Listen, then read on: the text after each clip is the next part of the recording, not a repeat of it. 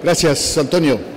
La última charla está a cargo de Ana Arévalo, de Agrobio, y optimización del control biológico en cultivos hortícolas. Título genérico y adelante. Hola, muchas gracias a la organización por invitarnos a estar aquí. Y bueno, como soy la última en hablar y todos vamos trabajando en una línea muy similar, tengo que aportar algunas cosas, pero la mayoría ya se han dicho. Pero bueno, creo que esto es muy positivo porque quiere decir que si todos sin saber estamos trabajando en una línea similar, es porque todos coincidimos en que ese es el camino, ¿no? Entonces yo creo que esto es fundamental. Al hablar de optimización no pretendía ser pretenciosa, al final es un poco reutilizar lo que siempre hemos tenido pero que no se está utilizando porque se nos han olvidado que existen esos enemigos naturales, como ha comentado Antonio, Eretmocerus, cada vez se utiliza menos o solo se utiliza Fidius.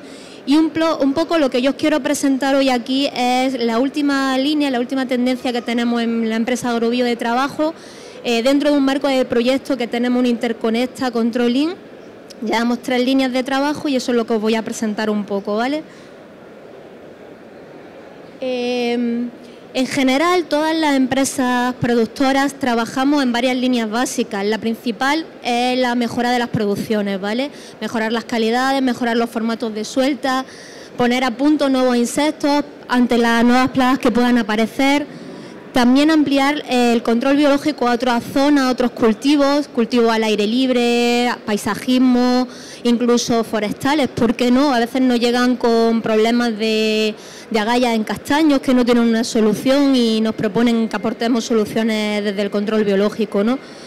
En desarrollo en campo, Agrobio se centra sobre todo en el control biológico en hortícolas por la situación que tenemos, ¿no? Estamos aquí en Almería y es nuestra prioridad.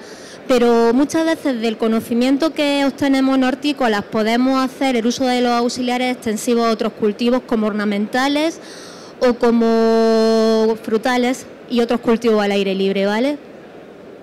En la línea de desarrollo hemos centrado la investigación sobre todo en la mejora de los protocolos de control biológico en cucurbitáceas, sobre todo en el pepino de ciclo largo, que era uno de los cultivos donde no se hacía suficiente control biológico porque las soluciones a veces no estaban a la altura de la plaga, que principalmente es el trip. Otra línea de trabajo que hemos seguido también es el tema de la araña roja, que nos preocupaba, como bien ha hablado Jan, y sobre todo en sandía al aire libre y en algunos cultivos como pimiento y berenjena que estábamos viendo que estaba cobrando importancia. Y por último, el manejo de los pulgones.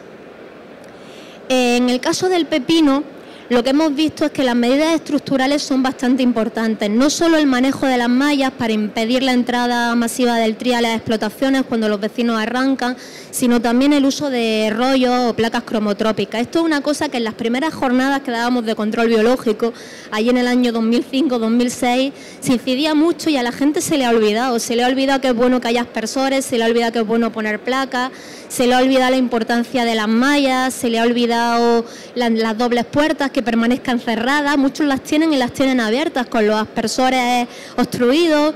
Entonces me gustaría volver un poco a esto, ¿no? Pero sobre todo en el pepino es muy importante el doble techo para evitar que la condensación gotee sobre la planta y el mildio afecte más al cultivo. Así evitamos tener que aplicar tantos tratamientos fungicidas. Favorecer el control prioritario de los auxiliares es también muy importante y utilizar los tratamientos fungicidas son necesarios en ocasiones, pero los tratamientos antiplagas, cuando los auxiliares están bien establecidos, no son tan necesarios. Esto sería un esquema del protocolo que hemos utilizado para el control biológico en pepino. El sobre se coloca en las plantas cuando se tocan. Si queremos hacer una suelta planta sí, planta no, que es una dosis de unos 125 individuos metro. En aquellos casos en los que la incidencia de plaga es mayor, se pueden colocar sobres en todas las plantas, con lo cual no hay que esperar a que se toquen. Y luego, a continuación, se realizan una serie de alimentaciones con ácaros presa de distintas especies en función del ácaro que queramos alimentar. Cuando Agrobio presentó la alimentación con ácaros presa, que fue un tema muy novedoso porque hasta ese momento solamente se había escuchado de alimentaciones con artemia o con polen, Al principio se hablaba siempre de Swirky, de alimentación con Carpolifood. Actualmente tenemos datos muy positivos de la campaña de pepino del ciclo de otoño con Transeium mondorensis, que es un ácaro primo hermano de Swirky, y que hemos visto que presenta la ventaja de que tiene un desarrollo más rápido y una mayor movilidad en las plantas, además de que nos parece un depredador bastante eficaz de larva de strid, más eficaz en los ensayos que hemos hecho que Swirky, ¿no?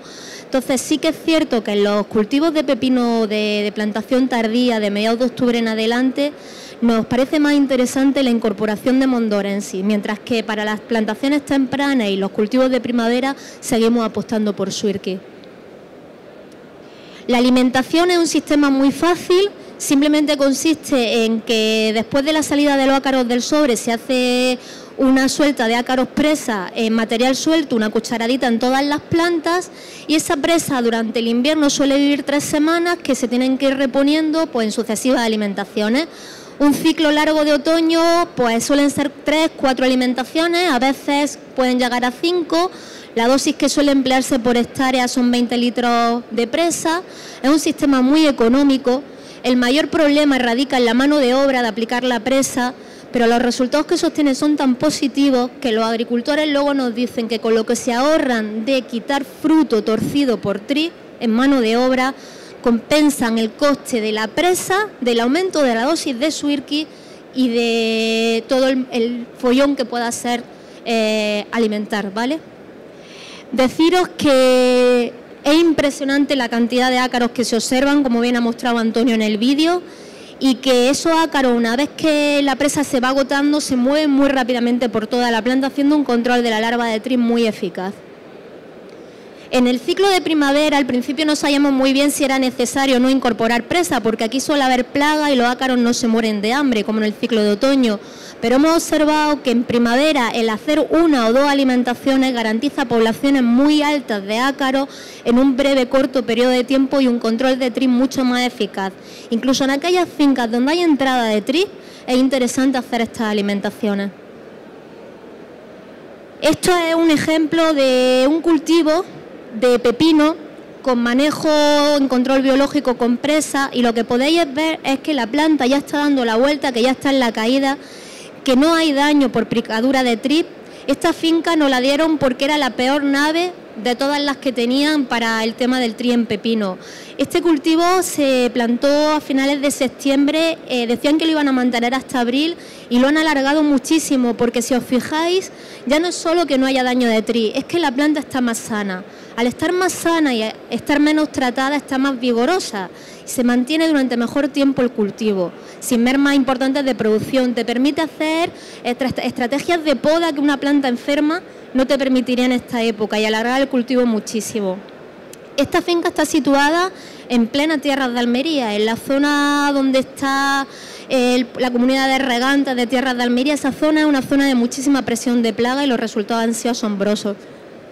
En general, en todas las fincas donde se ha utilizado tanto Swirky como mondorensis con presa, el éxito ha sido exagerado. Lo que nos dicen es que las pérdidas por fruto torcido no superan el 2%.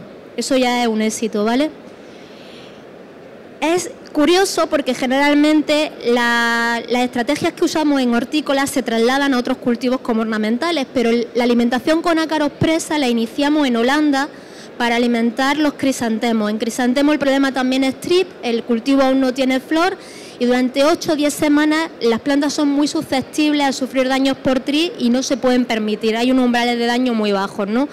Entonces las sueltas de ácaros con presa funcionaron muy bien, tanto que llegamos a diseñar incluso una máquina para facilitar los espolvoreos de la presa y de los ácaros en el cultivo. Estamos avanzando bastante en esta línea también, intentando optimizar y que el hándicap de la mano de obra no sea un inconveniente para estas sueltas, haciendo uso de maquinarias que puedan favorecer las sueltas de los ácaros.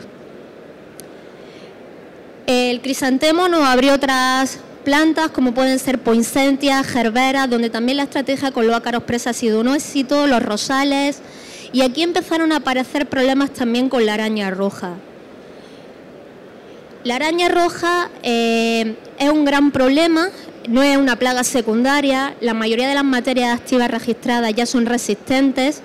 Entonces, deciros que debido al rápido desarrollo que tiene esta plaga, y a la gran movilidad y dispersión que tienen los cultivos, es importante usar no solo Phytoseiulus o no solo ácaros depredadores de los que ya están establecidos en el cultivo, sino acompañarse de todas las herramientas, como pueden ser Amblysseius californicus o Amblysseius andersoni.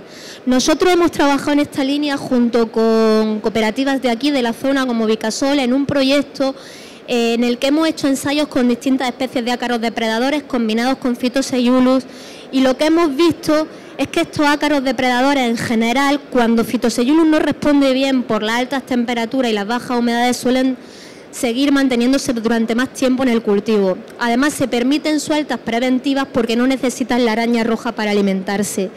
Esto sería una imagen del control secundario que pueden ejercer Swirky o Mondorensis de araña roja, que te pueden aparecer colonias y controlarse muy rápidamente. Pero de todos los ácaros que hemos visto, el que mejor hemos visto es Andersoni. Y no es por nada, es simplemente porque tolera temperaturas extremas y es justo cuando Phytoseiulus no responde muy bien en esos meses de finales de agosto, septiembre, a la araña roja, cuando podemos hacer un apoyo mayor en este ácaro y controlar focos o zonas de entrada como pueden ser bandas o ventanas de forma preventiva. Perdón.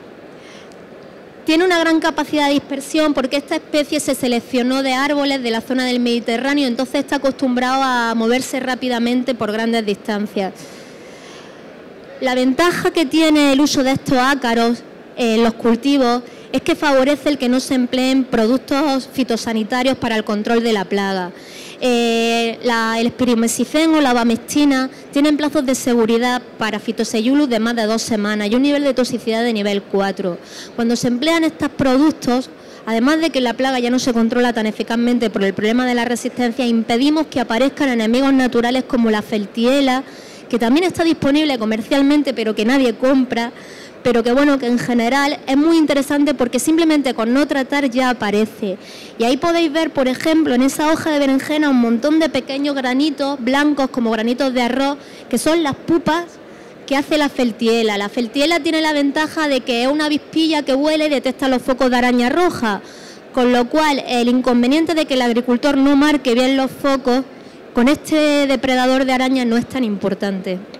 Y es un buen enemigo natural para combinar junto con Andersoni, junto con Californicus y junto con Phytoseiulus.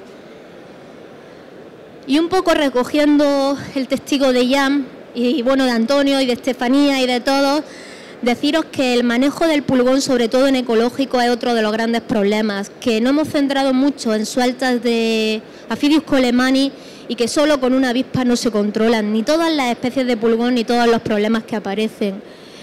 En esa línea llevamos trabajando 2 años en fincas de pimiento ecológico con plantaciones de cereales, siembras de distintas especies, siembras escalonadas, estrategias de distintos pulgones, no solo Rhopalosiphum, sino también Cythobium avenae, que es un pulgón grande, estrategias de sueltas de distintos parasitoides, distintos depredadores para ver cuáles de ellos se instalan mejor, cuáles hacen mejor control de cada una de las especies de pulgón. Y por ejemplo hemos visto que los 2 cereales que mejor nos han ido han sido el mijo de India y el trigo combinado, porque el trigo tiene un crecimiento muy rápido, mientras que el mijo de India tiene un desarrollo mucho más lento. Entonces el trigo te aporta esa ventaja de la precocidad, mientras que el mijo tiene un mayor porte y una mayor durabilidad. Con solo combinar estas 2 especies prácticamente ya tienes cubierta toda la campaña, ¿vale?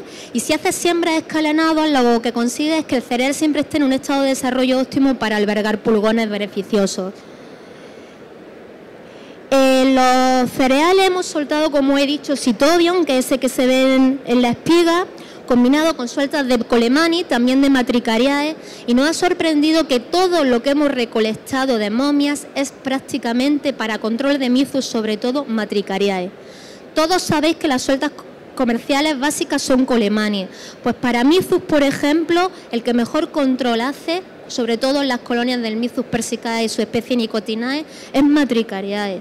Este depredador, este parasitoide, se le ha olvidado a la gente que existe. Es un parasitoide muy interesante y existe disponibilidad comercial. Luego, por ejemplo, Aphelinus abdominalis nos ha dado unos resultados excepcionales en el control de Macrosiphum. pero hay que hacer introducciones preventivas con mucho tiempo, porque desde que se hacen las sueltas hasta que aparecen las primeras momias pueden pasarnos casi 6 semanas, a veces hasta 8. Pero son introducciones que se mantienen durante mucho tiempo, los enemigos naturales en el cultivo, y que meses después siguen estando ahí.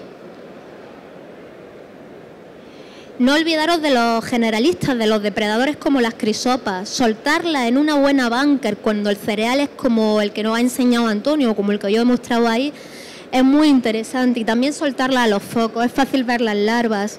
Lo que hemos comentado ya de las hormigas, con el afidoletes también sostienen muy buenos resultados en el control del pulgón, igual que con el escimnus, que aparece de forma espontánea, al igual que mariquitas de diversas especies, hipodamia, cochinelas, que luego se van de los búnkeres a los cultivos con muchísima facilidad. Y los sírfidos, todos suman, el control conservativo es importantísimo, los ensayos con lobularias, con islas dentro de los invernaderos, con plantas fuera que faciliten ese mantenimiento de los auxiliares y de los depredadores y de los enemigos naturales, todo suma.